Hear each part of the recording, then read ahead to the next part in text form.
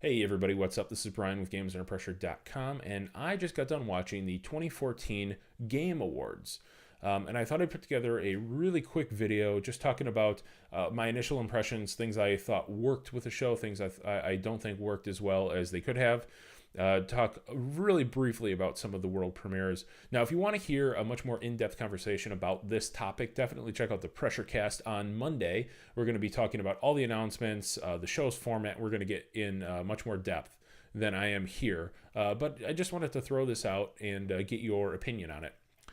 So I want to start with sort of an eagle eye view of the entire show, the format, and how it compares to last year. Now, last year with the VGX Awards, man, you want to talk about a tone deaf show. That was a show that just, it really didn't work for a number of reasons. The humor was very lowbrow, borderline inappropriate sometimes. Joel McHale, who co-hosted with Jeff Keighley, just seemed really off his game. I'm typically a fan. I wasn't last year.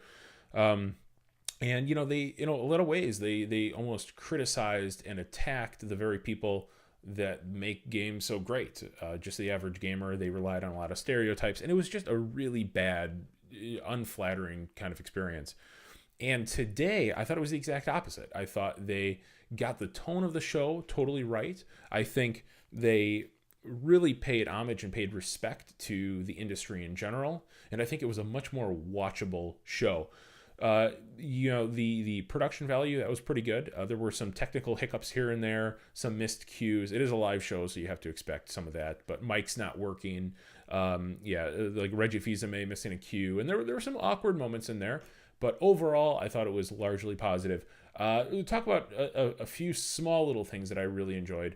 Number one, I liked that Marty O'Donnell, who was the composer for Halo and a lot of Destiny, he left Bungie earlier in the year under under a circumstance that probably wasn't super positive, and there was a lot of fallout. There was a lawsuit. And what the Game Awards did was they sort of acknowledged him separately from Bungie, which I thought was great. So Destiny won for music, and it was great that they gave an award to Bungie. They also gave one to Marty O'Donnell, and they talked to Marty O'Donnell off to the side, which was really, really cool. I like the fact that they also recognized some pundits in the industry, some YouTubers. They recognized, Boogie 2988 was there. I'm a big fan of his. He read the nominees and the winner of an award. And just seeing that they're reaching out to that community is great. They also had an award for Trending Gamer, and people like Jeff Gertzman were nominated there. So I think that's really cool. It's sort of a nod to the industry, which I think is great, because those are the kind of people that make this industry go round. Those are the people that you can really get an informed opinion from. So it's really great to see some of that represented there. It also helped that there were no actors really and no celebrities, and to the point where they made a few jokes about the fact that they were absent from the show. And I think that kept the show a lot more honest. You didn't have to look at a lot of these celebrities in a skeptical way, wondering if they actually played games, even though they said they did. So I thought that made the whole show run a little bit smoother. It gave it a little bit more credibility. There were some pretty funny moments, actually. Jeff Keighley talking about the Cranky Kong reveal from the last year's VGX. He made a snide comment to Reggie Fils-Aimé about that. So some great things. Trey Parker's, he won for best voice acting in a game, and his acceptance speech was really great. He was talking about how video games are the only media form where he could win a better acting award and beat out Kevin Spacey for it. So I thought that was a really great moment. I think largely the music and the live performances were sort of a miss this year, but the one that I really liked was this dude with lasers, and he was performing a lot of classic songs. He was performing like the Tetris theme. So some really great stuff there. So I thought that was a positive. But just overall, I think some of the show, it just felt like filler. And at 3 hours, it was a pretty long production. So I think that next year they can cut about an hour of that. A lot of it was sort of superfluous. And get rid of some of the music. I don't think people really care that much about the theme song for Battlefield Hardline, even though it sounded like an all right song. I don't think people care about that kind of stuff. So maybe eliminating some of that would hurry things along a bit. Yeah, just tone it a little bit, nip and tuck here, and I think overwhelmingly it was a really positive show. So let me talk a little bit about some of the announcements, some of the world premieres. That's what everybody really tunes in for, and they seem to get that this year, which was great. They sort of acknowledge that, hey, you know what, we do offer some of these other cool things at the game show, but really people are there for the world premieres, for sneak peeks at games that haven't been announced yet. And we got some good ones this year. So the show really started off with Metal Gear Online, and Hideo Kojima had been talking about this and teasing this, and not even necessarily teasing, coming out and saying that they're going to be unveiling Metal Gear Online. A lot of people were sort of confused as to what that was. It looks like that's just the Phantom Pain's co-op multiplayer, online multiplayer mode. It looked pretty cool. There were some features there that could be really neat. I like the idea of that co-op gameplay. So Fulbright, the studio who created Gone Home, which was a big indie hit, a lot of people love that game. They announced their new game, which is called Tacoma. It looked like some cool spacey sort of situation there. Not a whole heck of a lot to go on. It was a really sparse teaser trailer, but the studio has a great pedigree, so I hope that'll be great. A sequel to the Banner Saga was announced. I thought that announcement was a little flat. They didn't really show too much about the game, and what they did show didn't really do anything for me personally.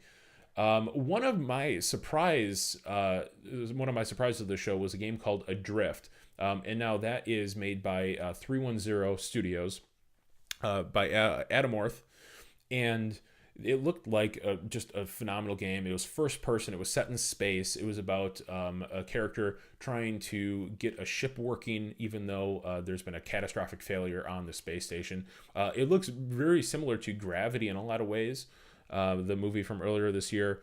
And it was first person. It was stunningly beautiful. I don't know if that was in game or CG. It looked in game, and I hope it is, because it was just gorgeous being able to see the vista of the world down below. And a lot of it had to do with zero G, it looked like, and just basic survival. So the whole trailer was just about this character trying to find oxygen. So I thought that was really great. And at the bottom, I don't know, it went away really quickly. But it looks like this is a game that's coming to the Oculus Rift. There was a little Oculus logo down there. So I'm really excited about that. That's probably one of my favorite announcements. We got a little more of Codename Steam, which is the Nintendo game. It also has a date, which is March 13th, 2015. It looks good. I mean, again, we don't know a whole heck of a lot about the game. It looks like some turn-based type of game, and they showed some multiplayer, which looked pretty interesting. We don't we do have a name for this. This is called Before, and this is Face Punch's new game. It looked like a caveman strategy game. It was sort of bizarre.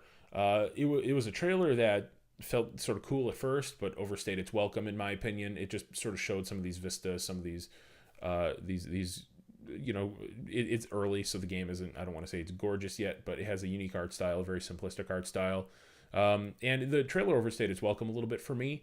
I thought it looked cool, but again, we don't know a whole heck of a lot. Is it going to be like a real-time strategy? Is this going to be sort of what BC was supposed to be? I don't know, but I'm looking forward to seeing a little bit more of that. We got a new trailer for The Order 1886, which is looking pretty good. We saw some stuff that I don't think we've seen so far, which it was almost like they were assaulting a Zeppelin, so high up in the air.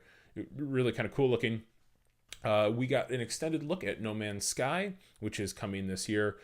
We saw some interesting aspects of the trailer, which show just the diversity of the flora and fauna throughout these worlds. We saw some really cool creatures there, some floating creatures.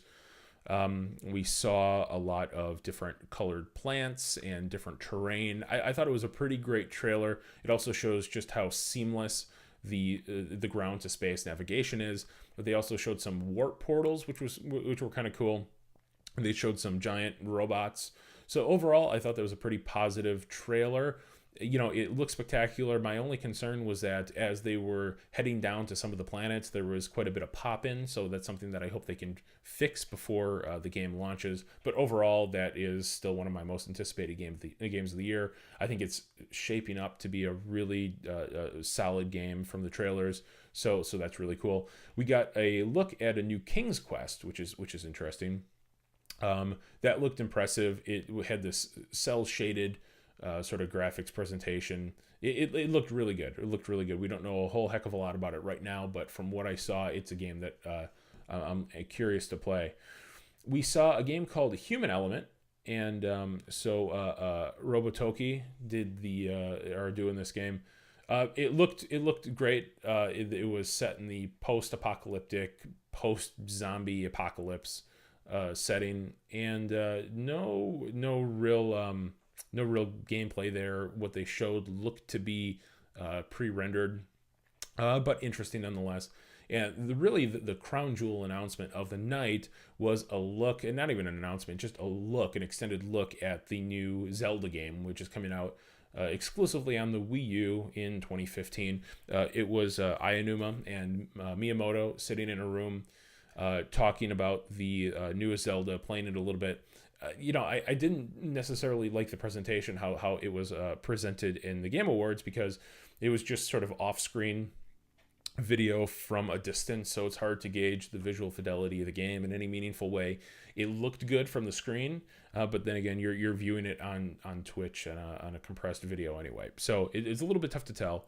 But from what I saw of that game, man, that scope is really impressive. It looks like just a giant game. It looks like they got a lot of really small details right too. So when you're on Epona doesn't sort of run into trees because, like Aonuma said, horses don't really run into trees. So that was cool. They also showed some of the new combat, the ability to leap off of Epona. Time slows down. You can take out your bow and shoot enemies. It sounded like there was some really great audio feedback. So when you hit an enemy with an arrow, you get this metal clanking sound. That was great. My one concern about the trailer is it looks like they were using the gyroscope in the Wii U gamepad to aim, which scares me a little bit. I'd much rather have traditional controls, but hopefully that'll be an option in the final game. Miyamoto also confirmed that Star Fox is definitely going to hit next year. This is something that, we saw a little bit of it at E3 this year. It's far from a finished game from what we saw, but that's something that's coming, and it was confirmed again. Overall, I thought it was a really positive show. I think they could tighten it up a little bit, but just in terms of comparisons to last year, man, they made a lot of improvements. It's amazing what a year can do. I hope that this format continues on. We've seen them lately sort of experiment, and they were calling this their inaugural show, which is a little bit weird to me because this has been going on for many, many years. But I like this format. It's a new format that seems to work. It is respectful of the games industry. It's respectful of the people in the games industry. And I think this is the kind of show that people need to really, I don't want to say to take games to the next level, because that's not necessarily true, but hopefully, these game awards can turn into meaningful awards. So hopefully this becomes, not that like the Academy Awards of games, but something every single year where we can expect a really great world premiere. We can expect some really great moments from the iconic people within this industry, and just a few good laughs that aren't at the expense of anybody, but just good humor. So overall, I really like the show.